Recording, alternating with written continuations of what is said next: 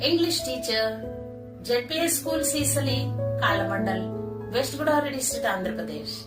It's my pleasure to connect with you. Children, do you know how to gain success? The secret of success is hard work and willpower. Today we are going to learn the story, The Beggar, who transformed as a responsible human being. Before we go into the lesson, let us go to the overview of the narration.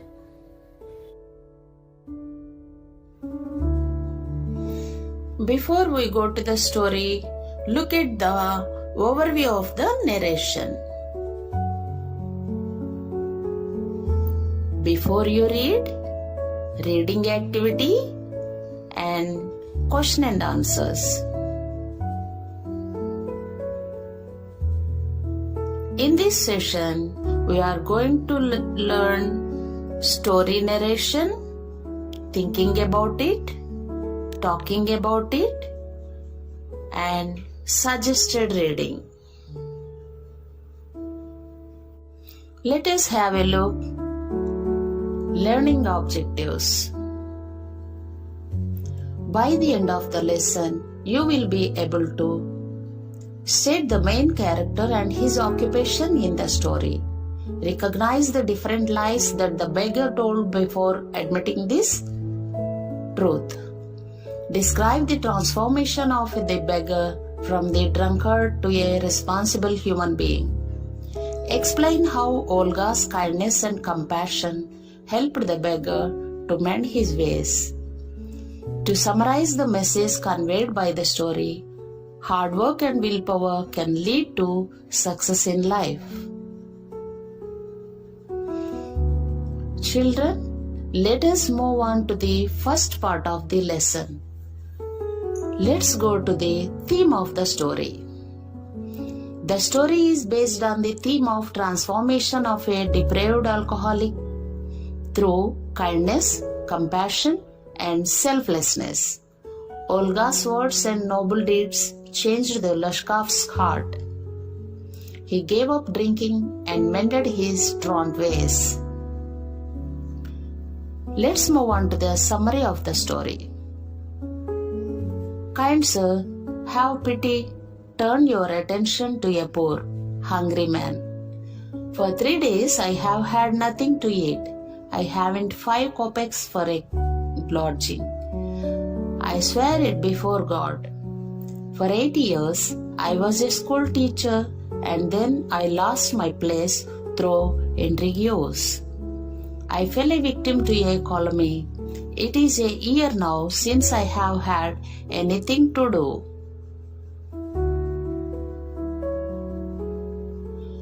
Let's move on to the difficult word meanings from the above passage. Kopecks. Russian coin equal to 1/100th of a ruble. I repeat, Russian coin equal to 1/100th of a ruble. Next word, calumny. The making of false and defamatory statements about someone in order to damage his or her reputation. I repeat, calumny. The making of false and defamatory statements about someone in order to damage his or her reputation. Let's jump into the summary of the story. The advocate Sergei looked at the ragged fawn-colored overcoat of a suppliant, at his dull drunken eyes, at the red spot on either cheek, and it seemed to him as if he had seen this man somewhere before. I have had an offer of a position in the province of Kaluga. The mendicant went on, but I haven't the money to get there. Help me kindly. I am ashamed to ask, but I am obliged to by circumstances. The difficult from this passage, suppliant. Suppliant. A person making humble plea to someone in power or authority. I repeat it. Suppliant. A person making humble plea to someone in power or authority. Next word. Mendicant. Beggar. Mendicant. Beggar.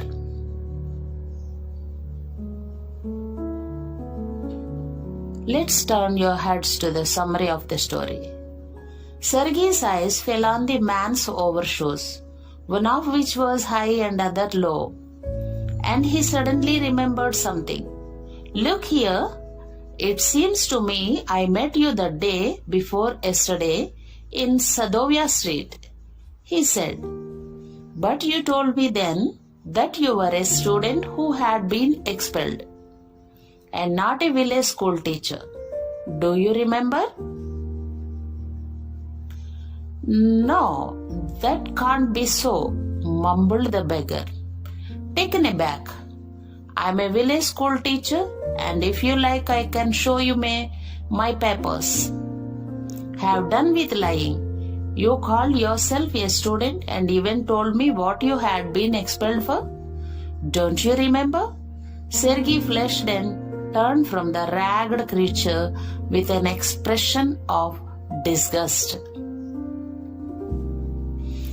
This is dishonesty, my dear sir, he cried angrily. This is swindling. I shall send the police for you. Damn you, he said, laying his hand on his heart. The fact is I was lying. I am neither a student nor a school teacher. All that was fiction. Formerly, I sang in a Russian choir and was sent away for drunkenness. But what else can I do? I can't get along without lying. No one will give me anything when I tell the truth. What can I do?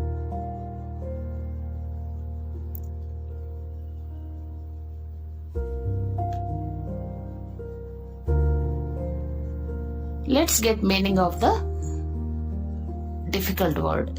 Swindling. Swindling.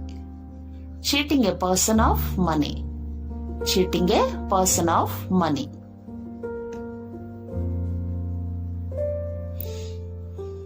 Next, the summary of the story. What can you do? You ask what you can do, cried Sergei. Come close to him. Work. That's what you can do. You must work. Work? Yes, I know that myself. But where can I find work? How would you like to chop wood for me?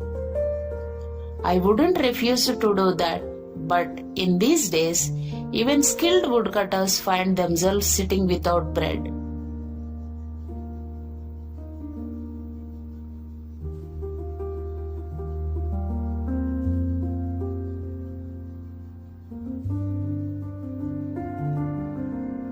Will you come and chop for me? Yes, sir, I will. Very well.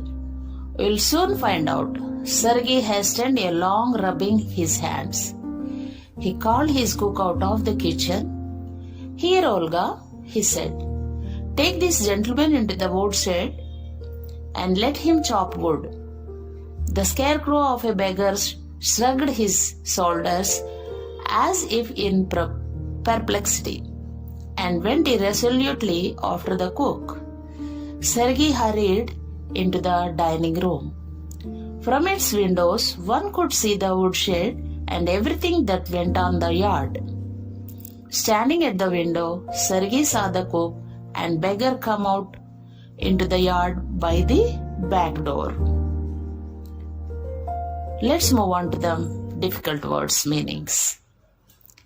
Perplexity. Perplexity. State of being puzzled.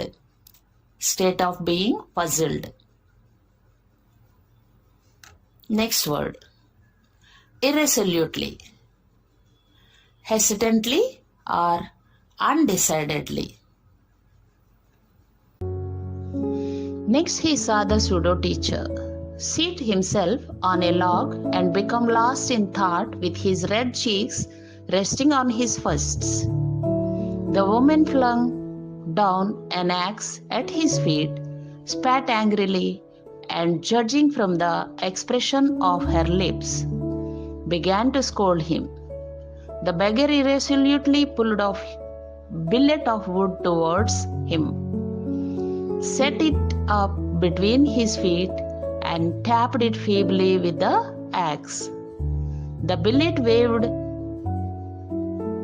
and fell down. Billet,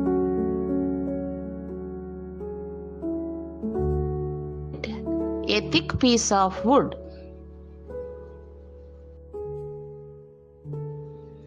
Sergei's anger had vanished, and he now began to feel a little sorry and ashamed of himself for having set a spoiled, drunken, perhaps sick man to work at manual labor in the cold. An hour later, Olga came in and announced that the wood had all been chopped. Good, give him half a ruble, said Sergei. If he wants to, he can come back and cut wood on the first day of each month. We can always find work for him. When Sergei moved into another house, he hired him to help in the packing and hauling of a furniture. This time the wife was sober, gloomy, and silent. He hardly touched the furniture and walked behind the wagons, hanging his head, not even making a pretense of appearing busy. He only shivered in the cold and became embarrassed when the carters jeered at him for his idleness, his feebleness, and his tattered fancy overcoat. After the moving was over, Sergei sent for himself. Shall we know the difficult word meaning of this above passage? Okay. Waif, a homeless person.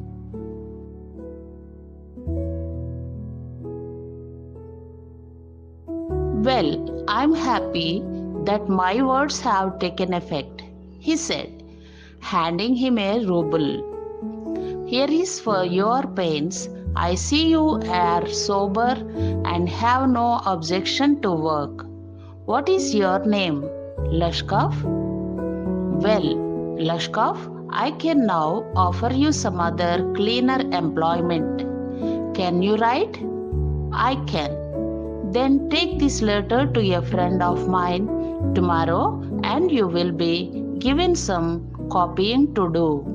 Work hard, don't drink, and remember what I have said to you.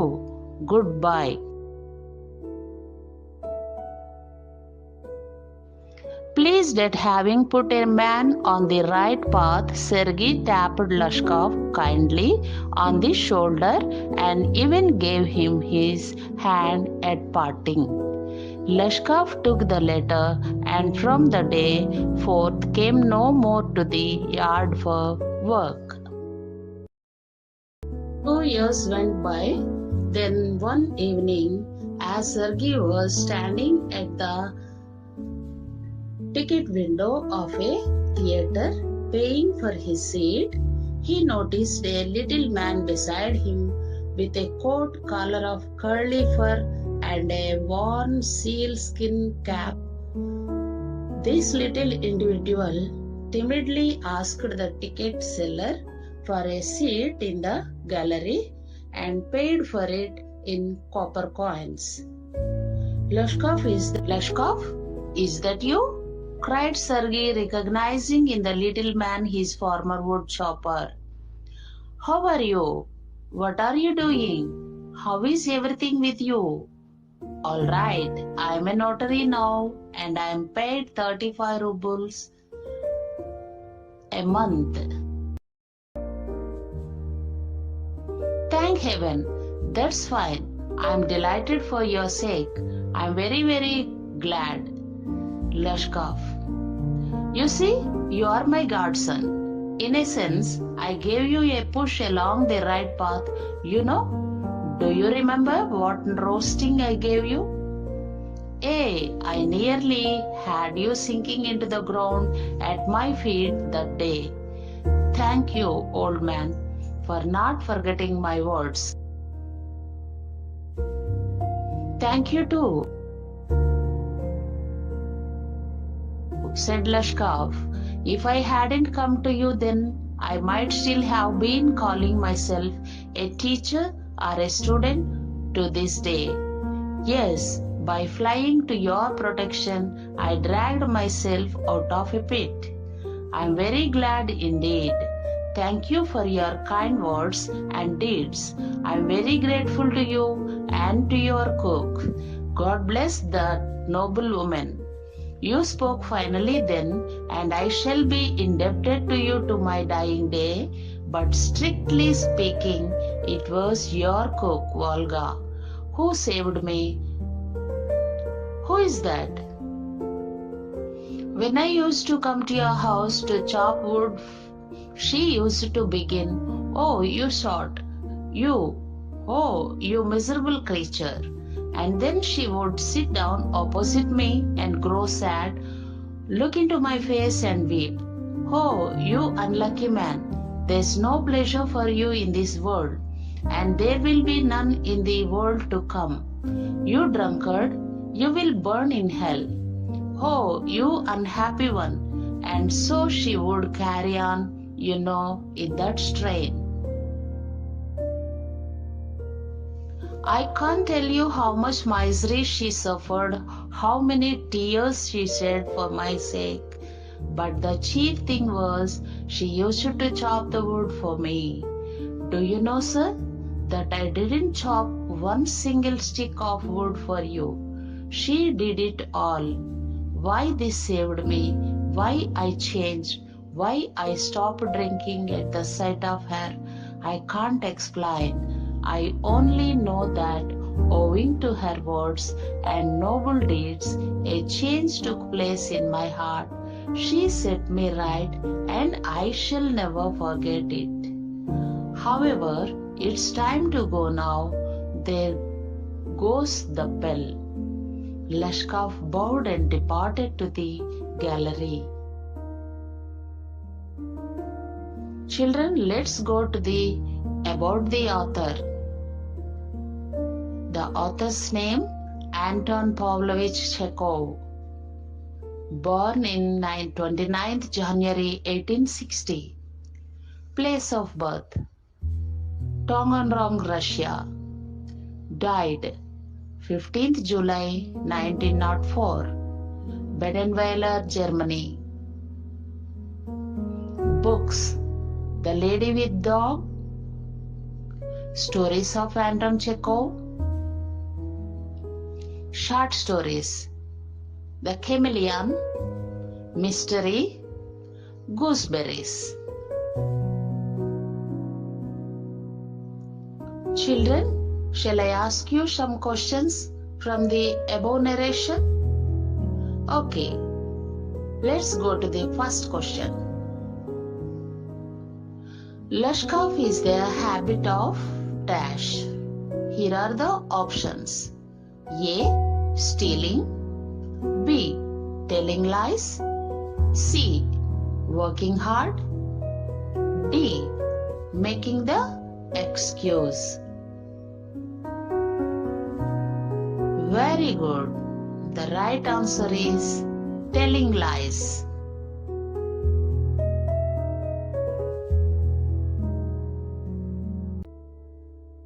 Shall we move on to the second question? Why was Lashkov telling lies to the people? A. To seek sympathy. B. To get alms. C. To be fed. D. None of the above. Very good, children. The B is the right answer. To get arms is the right answer. Let us move to the third question. What forced Lashkov to be a beggar? Option A, choir group. Option B, his circumstances. Option C, his employer. Option D, none of the above. Very good, children. The right answer is B, his circumstances.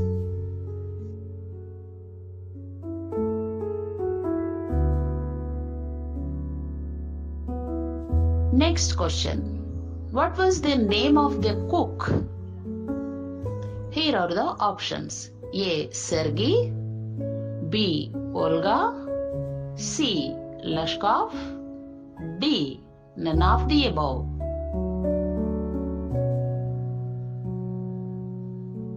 Well done, children. The right answer is B. Olga.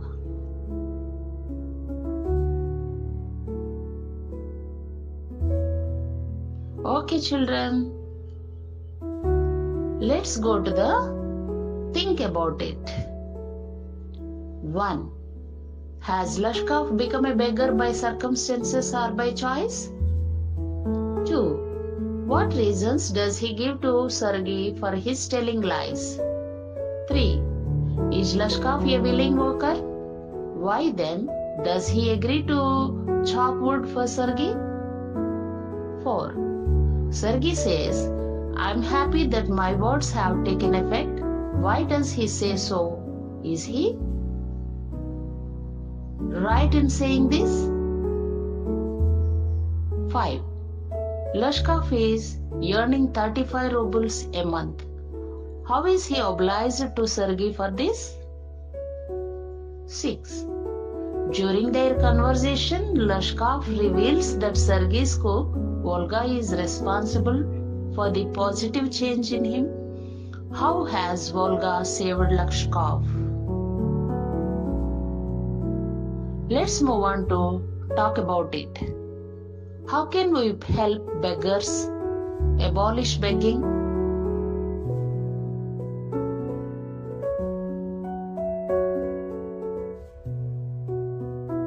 Suggested reading: The Man with the Twisted Lip by Arthur Conan Doyle. The Three Sisters by Anton Chekhov.